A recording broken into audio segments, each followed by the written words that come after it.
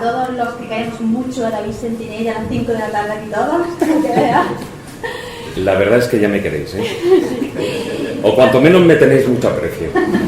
Ahora la labor de presentar al presentador, porque no toca a nosotros presentarte a ti, tú que eres el que presenta. Bueno, yo en principio voy a decirte una palabrilla y ya después yo te presento oficialmente, ¿vale? Venga, cuando conocí a David por primera vez, nuestro camino tenía el mismo recorrido. Un pueblo de Jaén, tan importante para mí que llegó a marcar cada uno de mis días. Nuestra primera conversación nos llevó allí de nuevo, y un autógrafo donde me decías que la realidad superaba la ficción y quizás algún día se supiese la verdad. 10 años han pasado desde aquel día y sigue conservando esa voz porrisueña y esa voz modulada y característica dentro de una lengua de trago. Mi amor por Egipto es solo comparable casi con mi amor por mi diamante. Y escuchar a David hablar de él me transporta a esa tierra de arena, de dunas, de pirámides, de faraones, de madurada reina de Deir el-Bahari.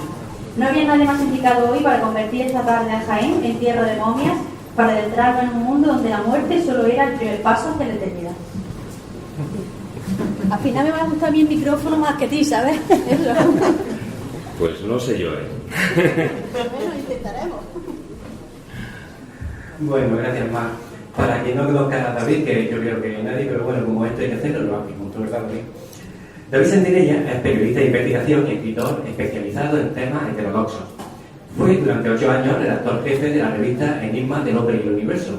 Ha trabajado tanto en prensa escrita como en radio y televisión, siendo tertuliano en numerosos programas. Actualmente es presentador del programa radiofónico La Escóbula de la Brújula.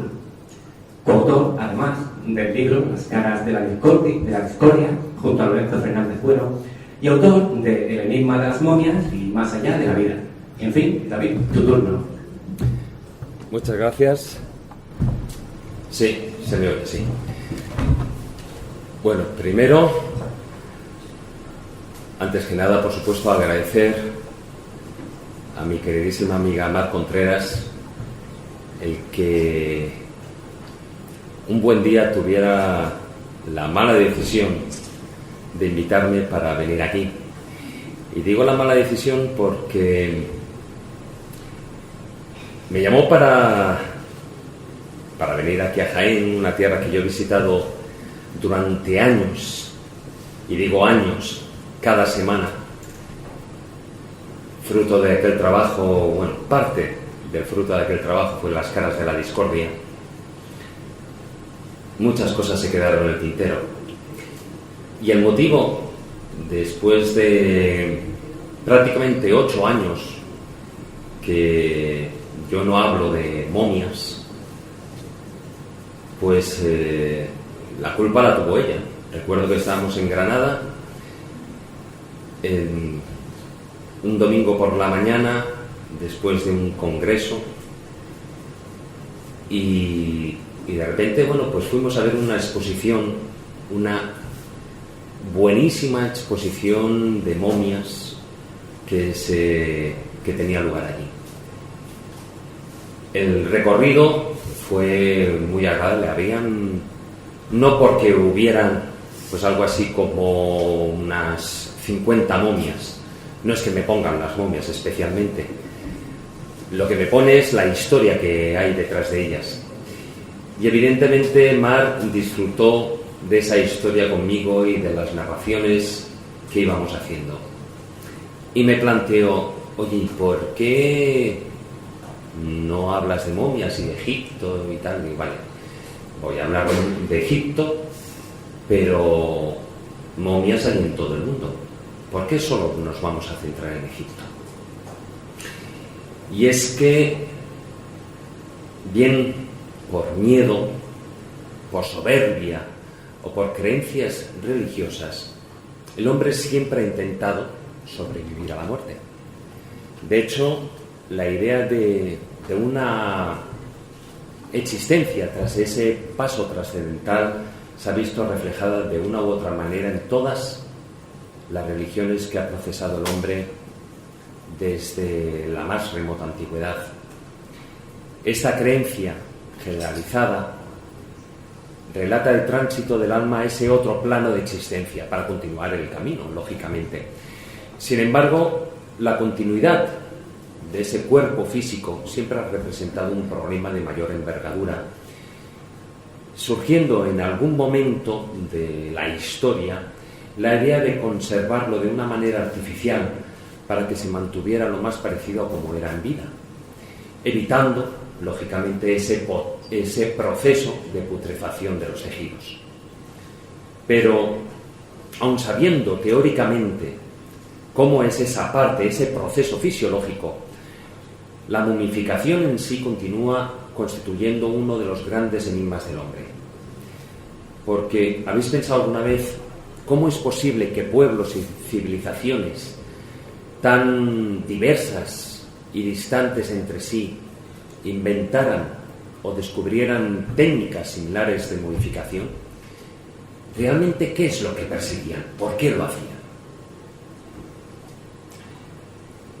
Evidentemente, cuando hablamos de momias, siempre pensamos en Egipto, el país de los faraones, en sus míticas películas que nos ha mostrado Hollywood desde que en el año 1932 se estrenara La momia, el bombazo de los estudios Universal, siendo la primera película que hubo sobre el tema. Y esto sucede porque estamos tan mediatizados por el cine y por la televisión que no pensamos que la momificación no es exclusiva del Antiguo Egipto y que ya se practicaba anteriormente en otras regiones del planeta, como iremos viendo a continuación. La palabra momia deriva del persa mumilla, que significa betún o asfalto. Se trata de una sustancia resinosa que procede del petróleo y que tiene, de hecho, un olor muy fuerte, un olor muy parecido al alquitrán. Los egipcios la utilizaban en los procesos de embalsamación de sus difuntos, por lo que ese nombre, esa palabra, mumia, terminó por aplicarse también a los cuerpos embalsamados y, por extensión también con el tiempo, a todos aquellos cuerpos que habían permanecido incorruptos, aunque no hubiera mediado por medio la mano del hombre en conseguir ese resultado. Es cierto que los antiguos egipcios detentaron unas precisas y depuradas técnicas que llevaron el arte de la momificación, y fijaros bien, digo, el arte de la momificación, a lo que podía ser las más altas esferas. Pero también es cierto el hecho de que pues los embalsamadores, los especialistas, contaron con la inestimable ayuda de las condiciones climáticas y un tipo de suelo extremadamente favorables que, pues sin lugar a dudas, contribuyeron de una manera decisiva a conseguir estos resultados. La momificación artificial no se practicaba en tiempos predinásticos. Hoy en día, de hecho, sigue siendo un enigma cómo se originaron las técnicas, si fueron traídas de otras regiones de Oriente o bien fueron inventadas por los mismos egipcios en un intento de imitar a la propia naturaleza.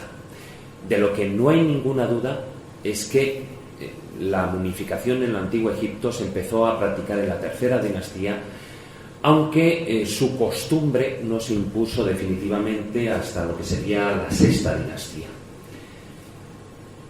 Ya en la dinastía 12, en la 12ª dinastía, se generalizó lo que es la evisceración, esa apertura que hacen en el lateral para sacar las vísceras y ponerlas en los vasos cánopes, luego hablaremos sobre el tema, lo que supuso evidentemente un notable cambio en la calidad de la momificación. Y a partir de la dinastía 18 las técnicas fueron ganando perfección, llegando a podríamos llamar ese estado álgido durante la dinastía 22, logrando que la momia del difunto pues adquiriera una apariencia viva, gracias a, por ejemplo, se rellenaban las mejillas, también las fosas nasales, se ponían piedras preciosas en las cuencas oculares, quedando, por ejemplo, engarzadas entre los párpados. Se consiguió que la piel quedara mucho más tersa, mucho más suave. El conocimiento, de hecho, del arte del embalsamamiento era detentado por unos maestros especialistas que guardaban de una manera muy celosa sus secretos, pasándolos oralmente, y eso fijaos porque luego lo escucharemos en otras ocasiones, esos maestros pasaban esos conocimientos de lo que era todo el proceso de la momificación, lo pasaban oralmente a sus alumnos. Además, ese trabajo era realizado por unos clanes o gremios que posiblemente fueran familiares, con lo que ese concepto del secreto profesional adquiría más valor. A día de hoy todavía no se ha encontrado ningún texto escrito, y lo repito, ningún texto escrito, ningún papiro ni en ningún otro soporte, como podían ser en sarcófagos o en las paredes de las tumbas, en el que se explique cómo se momificaban a los difuntos. La única información escrita que nos ha llegado hasta la actualidad ha sido en la obra Historia del historiador griego Heródoto y unas referencias que aparecen en algunos capítulos de la Biblia. Según estas fuentes documentales, el proceso más elaborado, que sería el dedicado a la nobleza y sobre todo a los faraones, duraba 70 días. 70 días en los que introducían, como primer paso, aquí hay una serie de imágenes, pero no podía ponerlas todas. En primer paso lo que hacían era introducir un hierro candente por las fosas nasales y extraían el cerebro. Luego realizaban una incisión por el costado, lo que es la evisceración, y las vísceras eran colocadas en los 4 vasos canopes, que cada uno de ellos representaba a uno de los hijos de Horus, y eso tiene una razón particular porque luego hablaremos de esa parte mágica relacionada con el Antiguo Egipto. Luego el abdomen se rellenaba con mirra, con canelas, con hierbas aromáticas y se cosía. Y posteriormente se mantenía el cuerpo 70 días en natrón, que natrón no es que sea una sal, es una solución, como ahí veréis que pone una solución de sales de carbonato sódico, que no es que mucha gente pensaba, igual que cuando uno hace una dorada al horno, ¿no?, que pone sal marina o sal gorda. En ese caso, el natrón era mucho más complejo que una simple sal. Luego, después de esos 70 días que permanecía en natrón, el cuerpo era lavado, era purificado, y finalmente lo envolvían en vendas y lo untaban en ese betún de judía, en esa momia de la cual antes hablaba. Pero, ¿por qué los antiguos egipcios embalsamaban los cuerpos de sus difuntos? Para entender esa necesidad debemos remitirnos a algo que yo ya he nombrado previamente, esas creencias religiosas en las que por supuesto estaba muy íntimamente involucrada la magia. En las creencias occidentales dividimos al hombre en 2 partes, lo que es el cuerpo y el alma. Pero en el Antiguo Egipto la visión de lo que era la naturaleza humana era distinta, mucho más compleja, y estaba compuesta principalmente de 4 partes. Por un lado teníamos un cuerpo físico, que le llamaban el Ket, que podía conservarse evidentemente mediante la momificación. Luego existía una parte espiritual, divina, llamada Ka, que era ese doble astral, que permanecía en la tumba junto a la momia del difunto, aunque si bien es cierto que ellos consideraban que podía desplazarse a su propia voluntad. Y se representaba, aquí en la imagen no lo vemos, pero se representaba con 2 brazos unidos y levantados. Alguna vez habréis visto esa iconografía. Otra parte era el alma, o principio vital, que ellos llamaban el Ba. El Ba no era un elemento físico, pero como el cuerpo era único en cada persona, ¿no? Se solía representar, como veis ahí en la imagen, con un pájaro con una cabeza humana. Y finalmente, en la 4ª parte está el espíritu, o el Aj. El Aj es la proyección, es el estado más perfecto del ser, que termina todo ese proceso iniciático del cual luego iremos viendo. ese queje, esa proyección, es el estado del cual el fallecido existe en esa otra vida. Y esa parte es inmortal. Pues bien, la muerte desune todos los elementos que conforman el ser. De hecho, sin conexión entre ellos se produciría lo que le llaman la segunda muerte o la muerte definitiva. Para conservar ese vínculo era necesaria la acción mágica por parte de un sacerdote. El sacerdote era un mago, un especialista no solo en las artes de la vida, sino también de la muerte, convirtiendo al momificado en un iniciado, y eso es muy importante, en otro mago capaz de resucitar. Así, con lo que es la momificación, se produce uno de los actos mágicos por excelencia. La magia, y antes ya la he aludido en diferentes ocasiones, estaba presente a lo largo de todo el proceso, ya que mientras el cuerpo era preparado en sus distintas fases para ser momificado, se realizaban rituales paralelamente para ir evolucionando esa parte y que esos 4 estados, en principio, esas 4 partes que confluyen y que conforman el ser, no quedaran desunidas. Por cierto, hay se tiene un concepto erróneo de que los egipcios estaban obsesionados con la muerte. Y eso está muy alejado de la realidad, porque en realidad los egipcios tenían tal pasión por la vida que su única obsesión era poder alargarla hasta la eternidad, ya que lo que es para la magia egipcia no existía separación entre el mundo de los vivos y el mundo de los muertos. De todos los rituales mágicos, posiblemente el más importante e imprescindible dentro de todo el proceso de la momificación era la ceremonia de la apertura de la boca y los ojos, ya que en ese ritual se transformaba el cadáver en un ser vivo.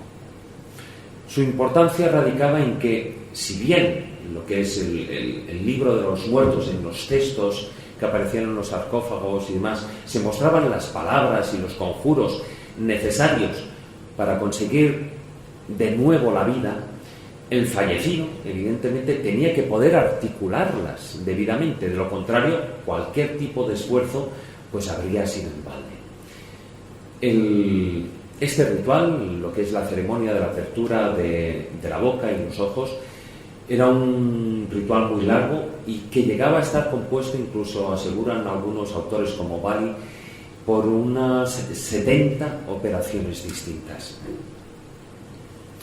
Pero además los sacerdotes protegían a las momias y por ende a sus tumbas con elementos mágicos, con amuletos, con conjuros, etc., para asegurarles la vida eterna e impedir que interrumpieran su descanso. A estos objetos les llamaban ket, que viene a ser traducido como cosas protectoras. Algunos, son innumerables, pero yo voy a plantear aquí 4 o 5 que considero que son, cuanto menos, los fundamentales, los más usados. Uno de ellos, evidentemente, es el escarabeo. El escarabeo, de la misma manera que el escarabajo empuja y hace rodar su pelota por el desierto, lo que habéis visto en algún que otro documental, el escarabajo pelotero, pues el gran escarabajo del cielo empuja el sol a lo largo del cielo para que pueda renacer cada día. Entonces, esto simbólicamente se relaciona el escarabajo con la idea del renacimiento. Y así empezaron a depositar lo que son los escarabeos junto a las momias como una protección mágica y para ofrecer esa vida eterna a los difuntos. También estaba el escarabajo del corazón. El corazón, habitualmente, sobre todo, creo recordar, a partir de la dinastía 16-17, se extraía del cuerpo y se sustituía por un escarabeo, con una oración que llevaba grabada que el muerto tenía que recitar cuando su corazón pasara el tribunal de Osiris, es decir, fuera pesado por la diosa Maat, que aquí, a ver, ¿se la veis? Vale. La diosa Maat, ahí veis, está Anubis, veis la balanza, y en la balanza veréis una pluma. Esa es la pluma de la diosa Maat. Al rendir cuentas ante el tribunal de Osiris, si la vida del difunto había sido armoniosa, su corazón sería tan ligero como la pluma del avestruz, ¿no? La pluma de mar. Pero si sus acciones en la vida habían sido negativas, el corazón pesaría más y el ser sería condenado a una segunda y en este caso ya definitiva muerte. Fijaos lo que son las cosas. Este fin de semana estamos hablando del simbolismo cristiano en la escóbula de la brújula, y en este caso fijaros el enorme parecido, el sincretismo que hay entre en este caso lo que es el pesar el corazón del difunto para ver si es un corazón puro o no, y en caso de ser puro se salva, y lo que en lo que es la simbología cristiana, el pesaje de las almas. Es un sincretismo, evidentemente, utilizado por el cristianismo desde el antiguo Egipto. También tenemos el pilar sagrado de Osiris, o el Tet, también se llama, ¿no? El Tet significa la firmeza, la estabilidad, y se asocia con lo que es la columna vertebral de Osiris. Aquí, bueno, hay dos figuras diferentes. La siguiente ya hablaremos. El Tet son ese pilar con esas 4 secciones horizontales que se las consideran como el símbolo de lo que son las vértebras y que representan lo que son las fuerzas elementales. Luego, al lado, tenemos lo que es el nudo de Isis, el Tiyet, que se le relaciona con lo que es el órgano reproductor de la diosa. Con frecuencia vemos figuras en el antiguo Egipto que en una mano llevan ese pilar sagrado y en la otra llevan el nudo de Isis, representando por una parte lo que es la columna y el sacro de Osiris, y por otra parte el útero de Isis, ambos como protectores poderosos en el otro mundo. También tenemos el Uyat. Si os digo Uyat, igual muchos no sabréis qué es, ¿no? Pero si os digo el ojo de Horus, seguro que sí que lo sabéis. Este amuleto no podía faltar nunca junto a la momia, ya que le otorgaba fuerza, vitalidad y buena salud durante ese viaje a través del otro mundo, ese viaje a través de la oscuridad hasta conseguir llegar victorioso al reino de Osiris. En muchos sarcófagos lo podemos encontrar uno frente al otro. Por ejemplo, en el de Tutankamón aparece clarísimamente lo que se viene a denominar como los Uyat gemelos, ¿no? Esos 2 ojos de Horus enfrentados. Y eso se realizaba como una protección al difunto y como señal de buena salud en ese otro mundo. Y por supuesto, otro de estos elementos que no puede faltar es el Ankh, el amuleto de la vida. Este era utilizado tanto para los vivos como para los muertos, por supuesto para conseguir la resurrección. Es el que tenéis en la parte de abajo, ahí, en el extremo. Esa especie de lazo con una cruz. En la mayoría de las representaciones de los dioses egipcios veréis que incluso muchos llevan ese símbolo cogido de la mano como símbolo de su inmortalidad. Bueno, no voy a extenderme mucho más con el antiguo Egipto, pero como podéis ver, para ellos la muerte era un proceso de metamorfosis alquímica, donde se revelaba ese otro mundo donde nada era producto de las creencias para ellos, sino era producto del conocimiento. Solo a través de ese conocimiento el alma podía superar todas las pruebas en ese mundo de la oscuridad, todas las pruebas, todos los peligros, en ese viaje que les separaban de la eternidad. Y vamos a dar un salto y nos vamos del continente africano hasta Centro y Sudamérica. Porque aunque parezca mentira, y antes lo decía, las momias egipcias no son las más antiguas del mundo. 6000 años antes de Cristo, cuando en las tierras egipcias todavía no existía ni el embrión de lo que sería ese gran imperio faraónico, al norte de Chile, en unas tierras costeras, desérticas y terriblemente áridas, apareció una civilización que momificaba artificialmente a sus fallecidos mediante unas sofisticadas técnicas que comportaban realmente un conocimiento profundo de lo que era la anatomía humana. Esta civilización era la cultura, la civilización Chinchorro, y se llamó así porque los arqueólogos chilenos donde hallaron las primeras momias, pues era en la playa de dicha localidad, allí en Arica, y ahí fueron donde hallaron esas primeras momias, como dijo, en 1917. La existencia de este pueblo ancestral, de lo que es la cultura Chinchorro, era conocida por los arqueólogos y por los antropólogos, pero no se tenía realmente conocimiento de que las momificaciones fueran tan remotas.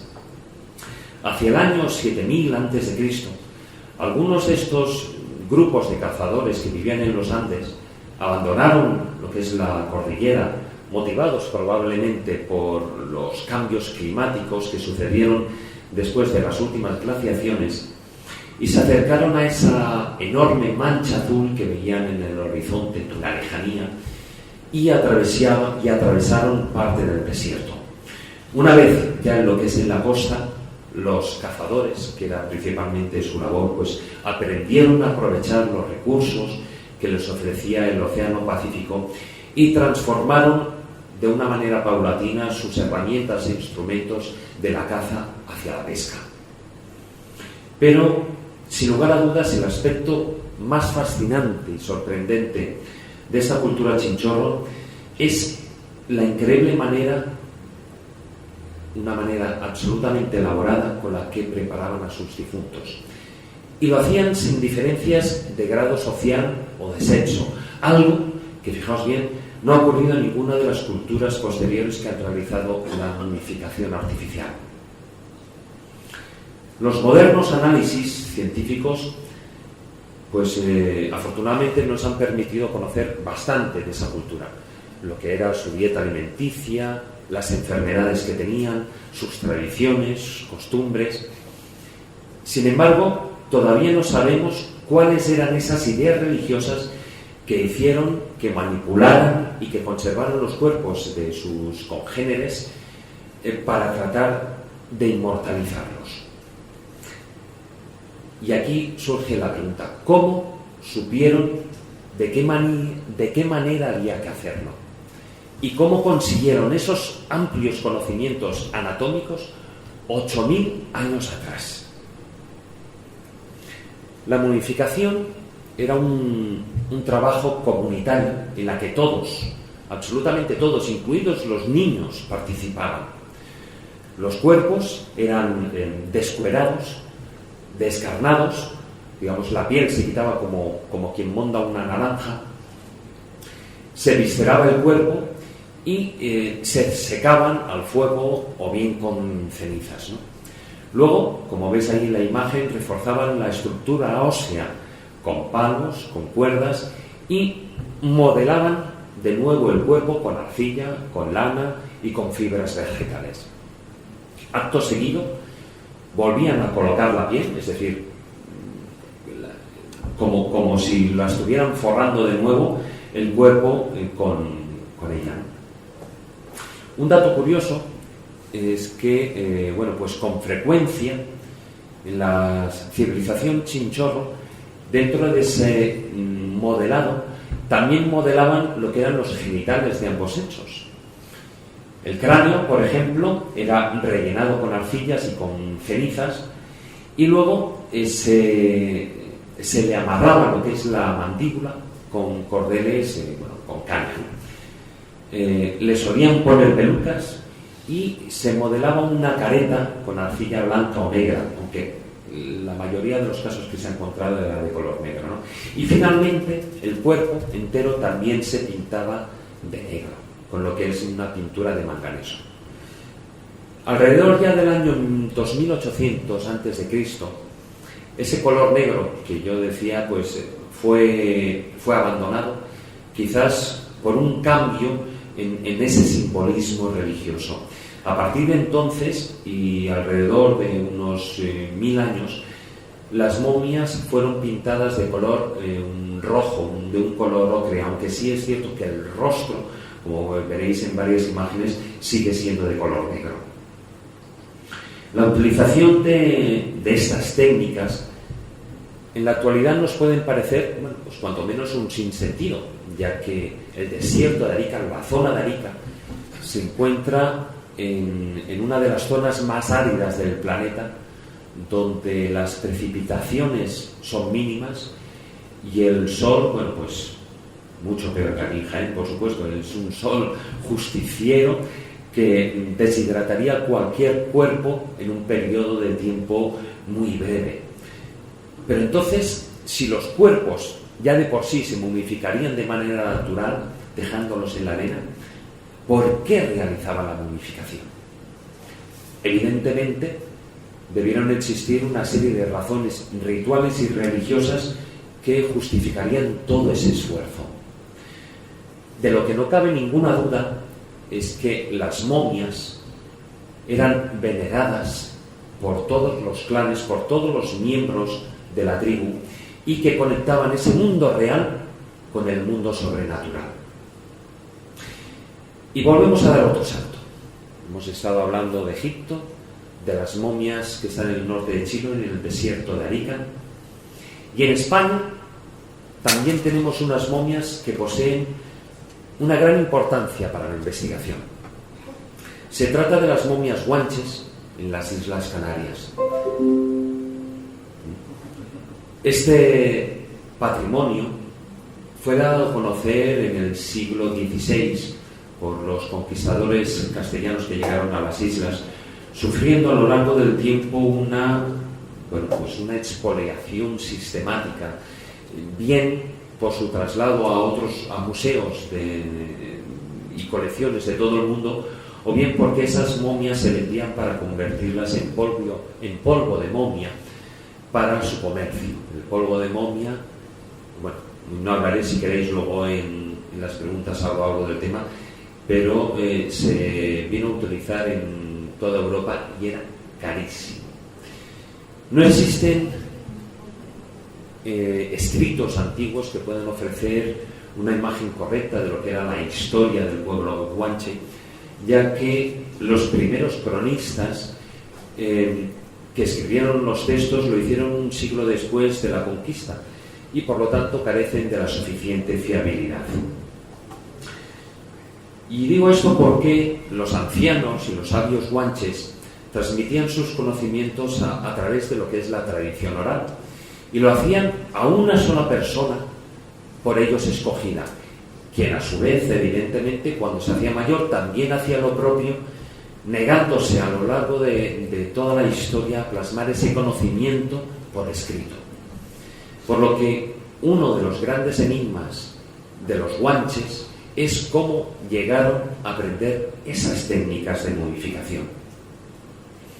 La momificación guanche se realizó desde el siglo III después de Cristo hasta el siglo XV, cuando llegaron los conquistadores castellanos, ¿no? Su práctica no fue de uso general en lo que es entre toda la población guanche, y existían diferentes procesos dependiendo de las diferentes castas que componían la sociedad, ¿no? La duración del proceso de lo que ellos llamaban el mirlado, lo que es el embalsamamiento, la momificación, ellos le llamaban mirlado, oscilaba entre los 15 días empleados para los reyes o menceyes, los guanches les llamaban menceyes, los 10 días que se empleaban para la nobleza y los 5 días que eran utilizados para los villanos, es decir, para la gente del pueblo, que, eso sí, podía permitírselo económicamente. El trabajo de lo que era la momificación se repartía entre 2 clases sociales. Por una parte estaban los iboibos, que eran una tribu de sacerdotes que oficiaban esos rituales sagrados, y luego estaban los achicasnai, que era la casta más baja del estrato social guanche, que se dedicaba a los trabajos relacionados con la sangre. La sangre ellos la consideraban impura y eran los encargados de realizar todo ese proceso de mirlado o de momificación. Ese proceso normalmente, en ese proceso normalmente no extraían las vísceras, aunque sí es cierto que practicaban una serie de incisiones en el bajo abdomen para lavar lo que es las vísceras e impregnarlas con diferentes resinas, y luego envolvían el cuerpo con capas diferentes de pieles que estaban muy finamente curtidas. Otro dato curioso dentro del tema guanche: si se trataba de una mujer, sus manos, en lugar de ponerlas a lo largo del cuerpo, como era el caso de los hombres, paralelas, se cruzaban sobre lo que es la zona del pubis. Después de hacer ese secado y de ser envueltas por las pieles, hacían un agujero en el suelo de lo que era una longitud del difunto y una profundidad aproximada de unos 20 centímetros, un palmo, y lo llenaban de brasas, de rescoldos, y entonces colocaban en unas parihuelas, colocaban al difunto a cierta altura sobre esas brasas para que se fuera secando con el calor y con el humo de las brasas. Una vez que el cuerpo del difunto ya se había ido deshidratando por ese calor y por ese humo y pesaba mucho menos, es decir, con la ausencia del agua quedaba mucho más ligero, el cuerpo era untado a modo de barniz con otro tipo de resinas y era envuelto de nuevo con más pieles. Fijaros, estas envolturas que ahí estáis viendo no solo eran para proteger al cadáver, sino también para señalar lo que era su identidad y su rango social. Tras esa momificación, tras ese mirlado, la momia era colocada fuera de su casa y ahí se empezaban a oficiar los rituales. Algunos de ellos, por ejemplo, curiosos que eran que la gente saltaba 3 veces sobre el difunto. Ahora que hemos pasado San Juan, fijaros también lo de saltar sobre el fuego. O sea, los rituales mágicos da igual, pero parece ser que se van transmitiendo a lo largo del planeta de una manera increíble. Y entonces se oficiaban algunos rituales, como decía, uno de ellos era el saltar 3 veces por encima del difunto, y esto lo hacían en este caso, para evitar que el espíritu del difunto se arrimara a la persona, es decir, todo lo que eran familiares, amigos, hacían ese ritual. Después se celebraba un banquete en el que la propia momia del difunto participaba, igual que sucedía con en Perú, con los reyes que participaban y los sacaban a pasear a la plaza de armas, etc. Pues en este caso, en las Islas Canarias, el difunto también participaba en ese banquete, y ese banquete se podía prolongar pues 3 o 4 días tranquilamente, en los que, bueno, evidentemente se comía, se bebía, se cantaba, se bailaba, etc. Y finalmente, ya cuando el banquete había concluido, el cuerpo era llevado a una cueva para su enterramiento. Estas cuevas normalmente estaban en los escarpados, en las montañas. Ahí, dentro de la cueva, se tenía en cuenta lo que es la disposición del cuerpo según los puntos cardinales. Es decir, los pies se colocaban a la salida del sol y la cabeza por donde el sol se ponía. De las momias encontradas hasta la fecha, ninguna de ellas pertenece a alguno de sus reyes, que eran los necios, ¿no? Sobre todo porque se ha hablado mucho de esas, de la cueva de los 1000 y cosas de esas. A día de hoy, los arqueólogos no han hallado esa cueva. La tradición afirma que se utilizaban dentro de lo que eran las técnicas de momificación, sobre todo para lo que eran los menceyes, se utilizaban un líquido especial que le llamaban el bálsamo de Guanches. Entonces, para los menceyes el proceso de mirlado era un poquitín diferente. Ellos, tras lavar y purificar el cuerpo, se desangraban al difunto colgándolo por los dedos y haciéndole una incisión aquí detrás del cuello. Entonces, una vez que había salido toda la sangre del cuerpo, es decir, y eso hay que tener la constancia siempre, para que se momifique un cuerpo lo que tiene que hacer es deshidratarse, es decir, quitar todo elemento líquido del cuerpo para que no haya el proceso de putrefacción. Como decía, una vez que habían quitado toda la sangre del cuerpo, entonces se le insuflaba por las venas o por las arterias ese bálsamo de Guanches, utilizando como un canutillo de una planta. Y bueno, no quiero concluir este apartado de los Guanches sin antes, cuanto menos, hacer una reflexión sobre una posibilidad para mí apasionante, y es la de que los egipcios pudieran ser los primeros pobladores de las Islas Canarias. Y eso, ojo, no es una teoría una hipótesis que yo me haya inventado, desgraciadamente. Porque por una parte se han realizado estudios y existen evidencias de parentesco entre los Guanches y los egipcios que, como digo, son apoyados por estudios etnográficos. A nivel religioso, recordad todo lo que he estado diciendo, bueno, pues también existen varias coincidencias. Por ejemplo, ambos pueblos adoraban al sol. En el caso del antiguo Egipto estaban Ra o Amon-Ra, y en el caso de los Guanches era el sol, que ellos llamaban el Magek, y era, por supuesto, la máxima divinidad. El cargo del sumo sacerdote, por ejemplo, recaía en ambas culturas en individuos de la familia real. Otro punto en común es que los reyes de ambos pueblos, tanto los faraones como los menceyes, se casaban con sus propias hermanas. En ambos pueblos, en ambas culturas, realizaban lo que es la momificación artificial. También para ambos pueblos la idea de la resurrección y la creencia en la otra vida no era algo mucho más que algo puramente espiritual.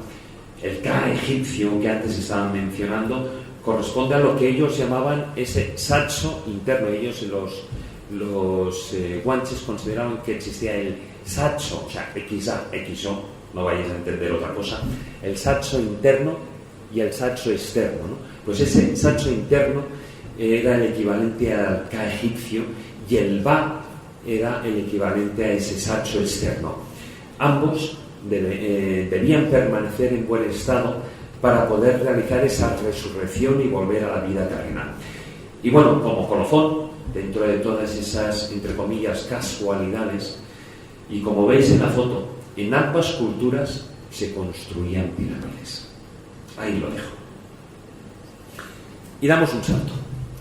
Otro salto más para ver lo que es la momificación. Hasta ahora hemos estado hablando de momificación artificial. Y ahora vamos a hablar una serie de casos de lo que es momificación natural, pero una momificación que trae cola. Y ahora lo vais a ir viendo. En el noroeste europeo hay unos pantanos de turba, las turberas, que son cuanto menos acreedores de uno de los grandes misterios que encierra este viejo continente. Y es la aparición de unas momias con más de 2000 años de antigüedad. Esa momificación, como decía, es una momificación natural debida a una conjunción de varios elementos. Por una parte, estamos hablando de esas turberas, hay una práctica ausencia de lo que sería el oxígeno, hay un alto nivel de acidez en el agua que hace que no proliferen esos microorganismos, esas bacterias que hacen posible la descomposición, y en ese estado no pueden sobrevivir. Además, el ácido tánico hace que la piel quede curtida, quede como el cuero, apergaminada. Luego también en estos pantanos hay bajísimas temperaturas, el agua está alrededor de unos 4 grados centígrados, y la gran pregunta que nos hacemos es, bueno, ¿qué pintaban ahí esas momias? ¿Qué hacían ahí esos cuerpos? Los pueblos que habitaban esa zona tenían las creencias de que los dioses habitaban los pantanos. Lo que resulta curioso es que todos los cuerpos que se han ido hallando ofrecen muestras de una muerte violenta, que hacen sospechar que o bien fueron víctimas de sacrificios humanos por ritos religiosos, o bien se trataba de ajusticiamientos de criminales, de desertores o de traidores. Es posible incluso que muchas de estas personas fueran arrojadas cuando aún estaban vivas, hecho que parece confirmarse por la hinchazón en los puntos donde las ramas apretaban los miembros de la momia. Algunos de estos, como podéis ver en la foto, fueron estrangulados con cuerdas. Otros aparecen decapitados o muestran que han sido apuñalados con mucha saña, incluso tratándose de niños. También aparecen mujeres con la cabeza a medio afeitar o afeitada en su totalidad, acto que posiblemente fuera una señal de castigo que se infligía a las mujeres adúlteras.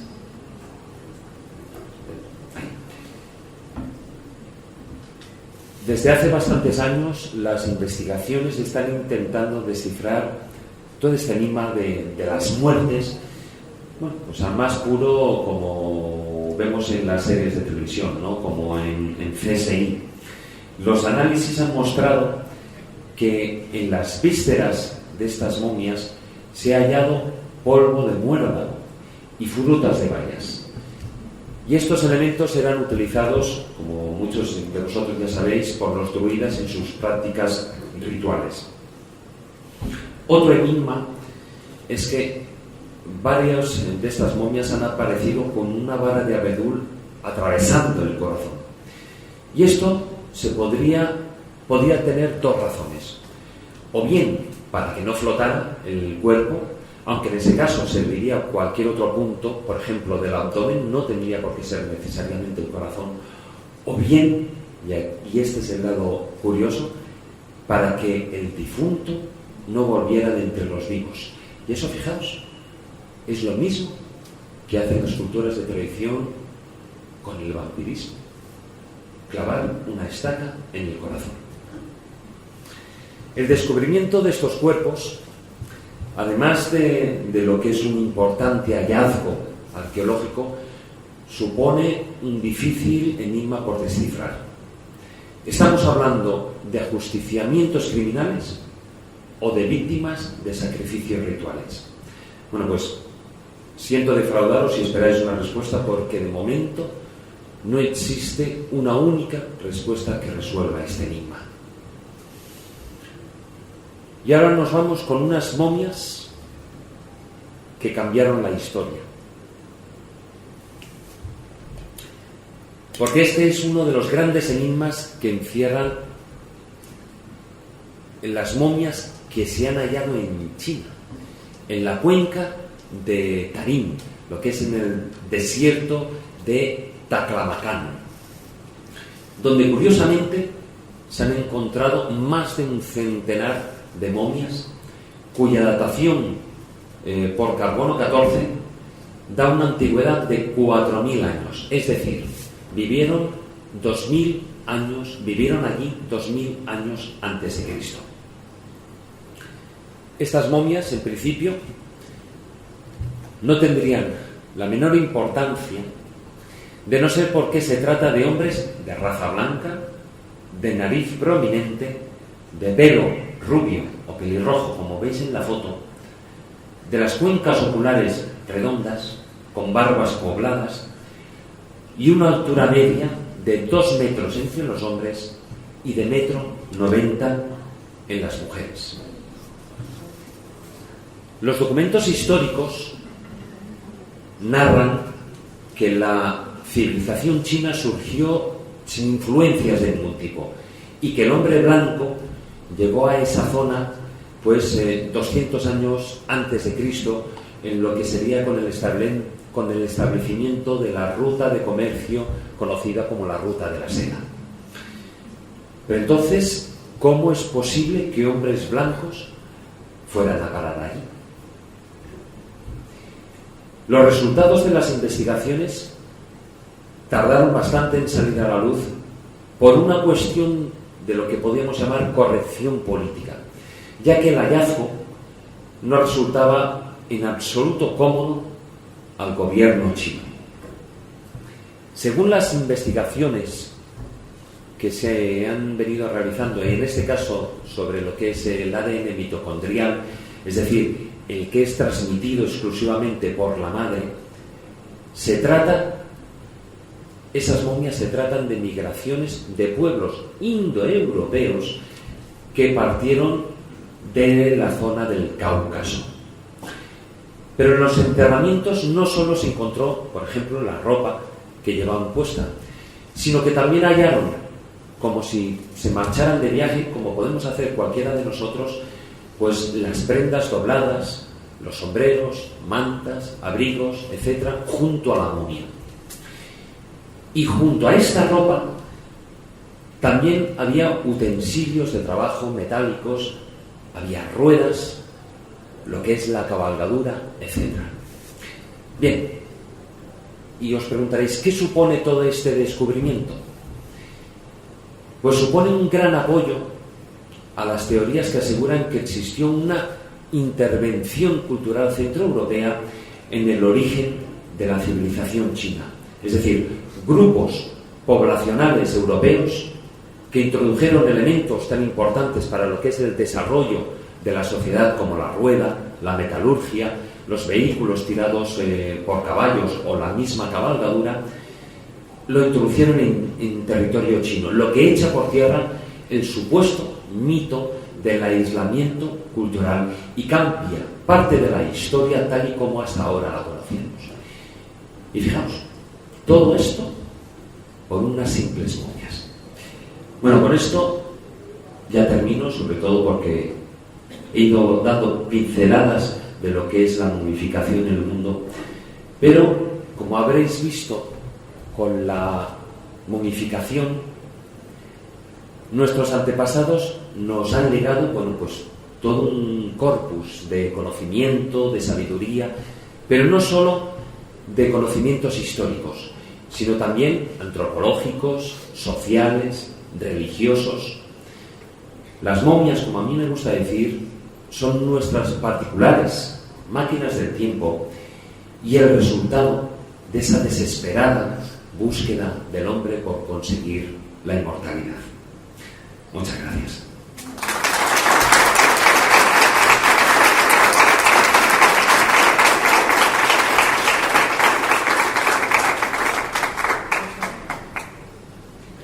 Si tenéis alguna preguntilla que hacer y eso.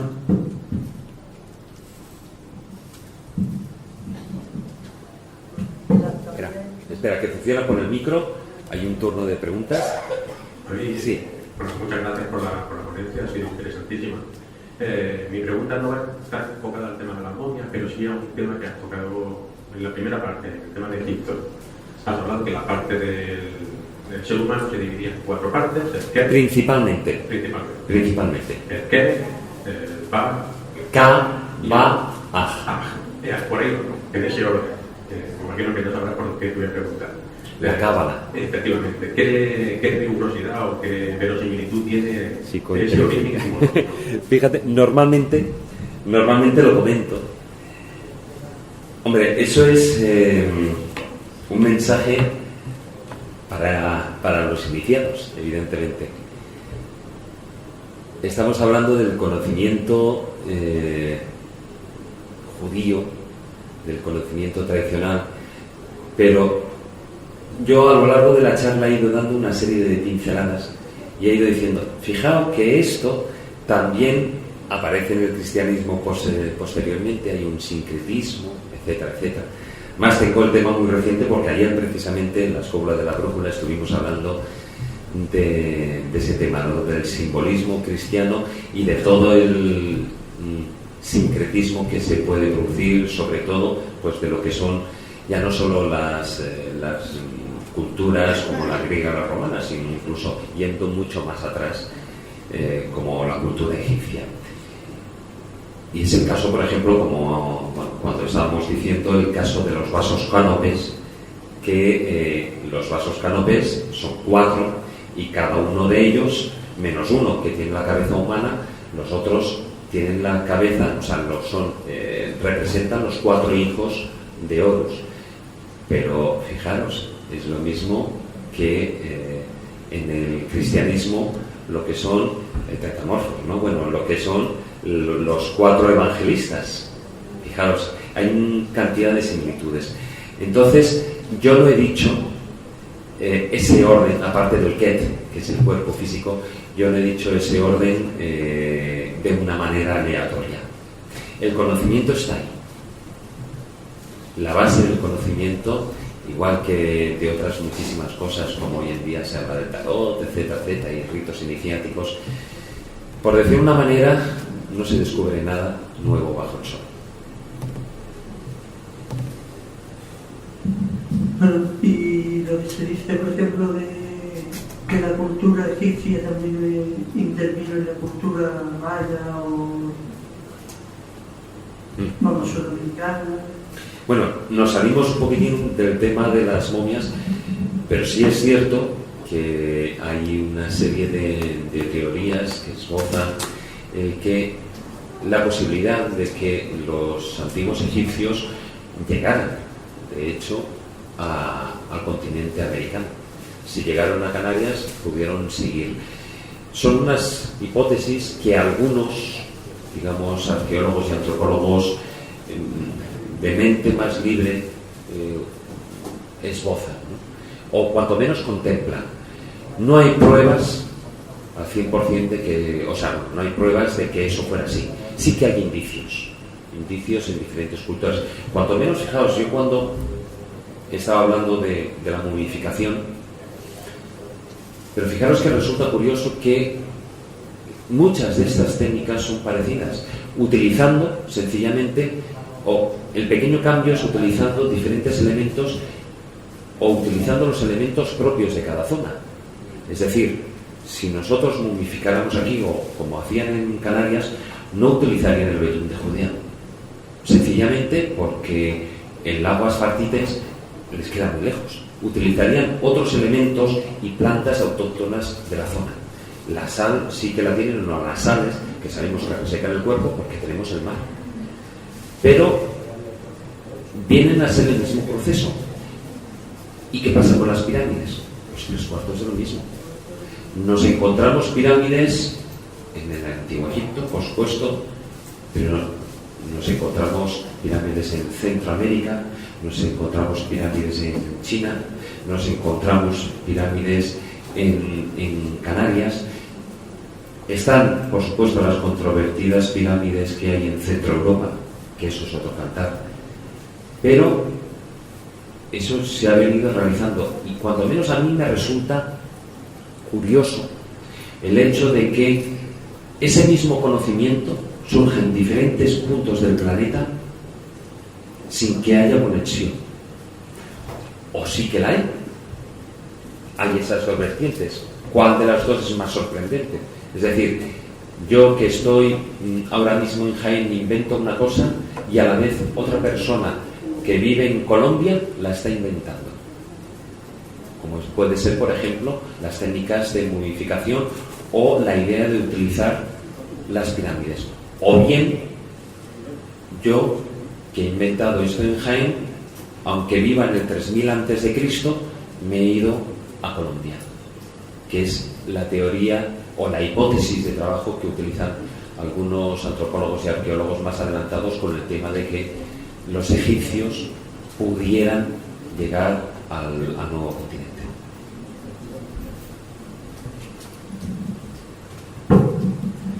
Gracias, David, por la charla, es muy interesante.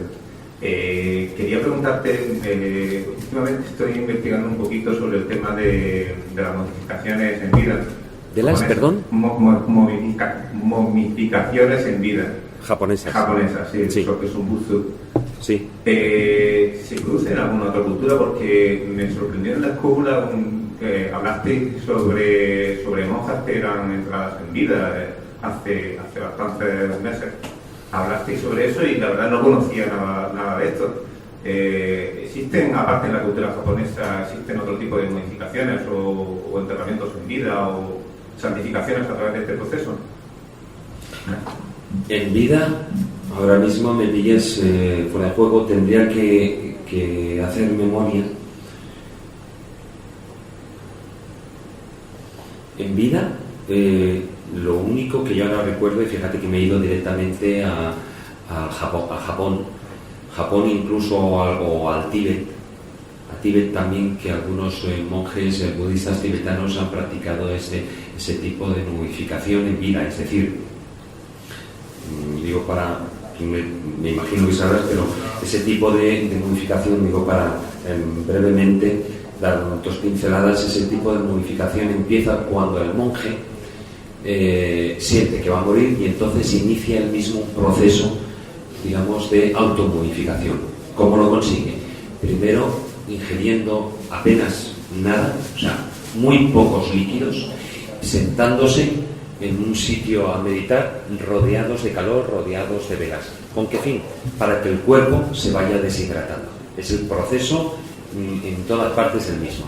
Entonces, una vez, estoy hablando así a grosso modo, ¿no?, a grandes rasgos, lo que sería todo ese proceso, una vez que está prácticamente ya difunto, lo que hace es colocarse dentro de una tinaja y ahí termina falleciendo, se acaba autoinmolando, dejándose morir. Pero claro, evidentemente pesa como 40 kilos menos o 50 kilos menos de cuando inició todo ese proceso. Al cabo del tiempo, cuando está dentro de esa tinaja sigue teniendo color, con lo cual es el proceso natural, se acaba pergaminando, no hay putrefacción, con lo cual se acaba momificando. Y eso se ha empleado pues en muchos monjes en Japón y también en el Tíbet. Pero el tema de monjas yo ahora mismo no lo recuerdo. Se habló en la escuela hace tiempo. O sea, igual si me dices, oye, sí, era algo así, y entonces caigo en la cuenta, pero ahora mismo... Unas monjas que se quedaban como emparedadas en vida y se les consultaba incluso de vez en cuando y le daban, pero se quedaban de por vida allí emparedadas. A ver, sí, yo he estado investigando casos, sobre todo por el norte. Además fue el motivo por el cual yo empecé a investigar el tema de las momias, de los cuerpos incorruptos, porque, yo estuve viviendo durante más de 15 años en el País Vasco y entonces yo ahí fue cuando me empecé a interesar, curiosamente, me topé de bruces con un caso de un cuerpo incorrupto de una madre superiora en un convento de monjas de clausura y resultó, que cuando hicieron las obras de acondicionamiento se encontraron que las fundadoras habían sido emparedadas, pero muertas ya, y lo que sí que era curioso es que mientras eran 3 las fundadoras, mientras 2 estaban absolutamente hechas polvo, una de ellas estaba momificada.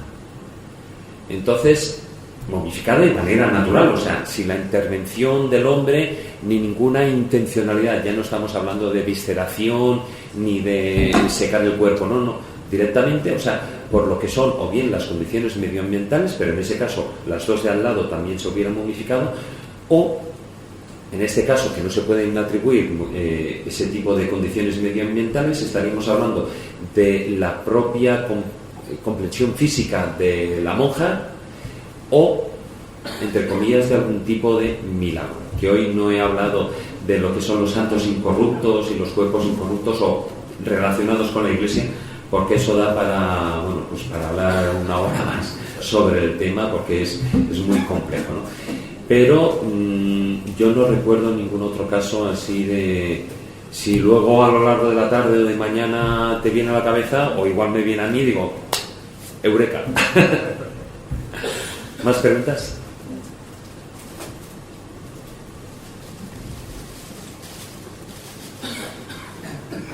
Mi pregunta es si hay constancia de modificación de animales en alguna civilización.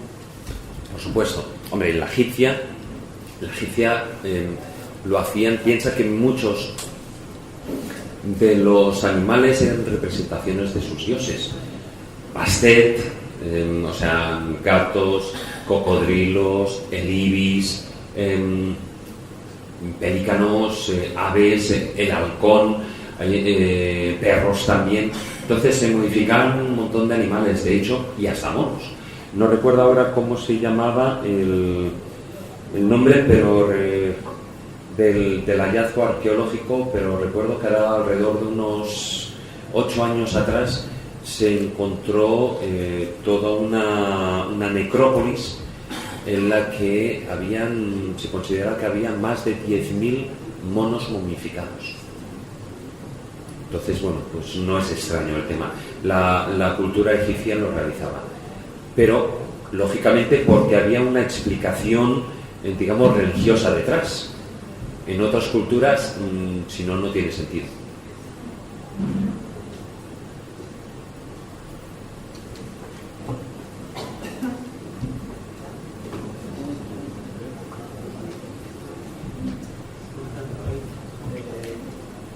O está apagado el micro, o me está susurrando. Sí, Susurrando. que mi voz está bastante tocada. Con respecto a lo que estaba diciendo aquí el compañero, esto de la momificación de la monja, bueno, nosotros hemos estado estudiando un caso que no es exactamente momificación. En el Albaicín, barrio tan granadino como este, cerca de Santa Isabel la Mayor, de una zona muy conocida del Albaicín, pues efectivamente hay una historia bastante fidedigna de que varias monjas fueron precisamente, entre comillas, condenadas a lo que se llamaba el voto de las tinieblas. El voto de las tinieblas era un emparedamiento en vida, una serie de hechos que habían cometido, y de alguna manera ellas se retiraron a una muerte, tanto física como espiritual, emparedada en vida.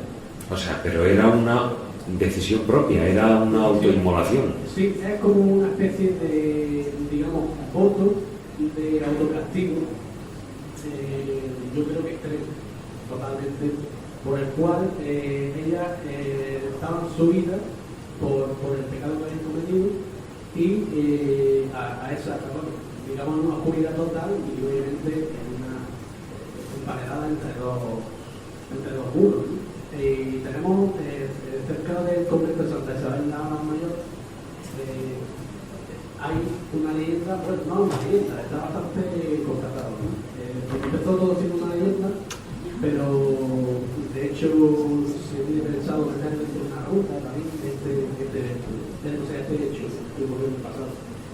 Pero no era momificación, digamos que quizá a lo mejor por el sustrato que tuvieran las paredes podrían haberse quedado esos cadáveres quizá conservados, ¿no? Pero no era una momificación. Hombre, a ver, yo creo que es un tema absolutamente criticable. Es decir, hoy en día eso estaría penado por la ley. No porque sea una eutanasia, sino es porque alguien tuvo que cerrar ese muro. ¿Entiendes? Es como la persona que ayuda a otro a quitarse la vida. Y eso está penado por la ley, evidentemente, en este y en otros muchos países. Entonces, yo no sé realmente si eso, bueno, pues es una de esas promesas, si tiene mucho sentido, si se puede comprobar, pero aún así, es que yo creo que una persona que pueda hacer eso, o es porque ha llegado a la iluminación, como es en el caso de algunos monjes de Oriente, o no tiene sentido. No tiene sentido porque, a ver, pues dice, sí, sí, ciérrame el muro. ¿Y si 5 minutos después te arrepientes, qué? No, yo ese tipo de cosas no las alcanzo a entender, ni les veo ningún sentido, ¿no? Aparte, ya te digo, que, perdón por la palabra, pero menudos cabronazos quienes cerraron el muro, ¿no?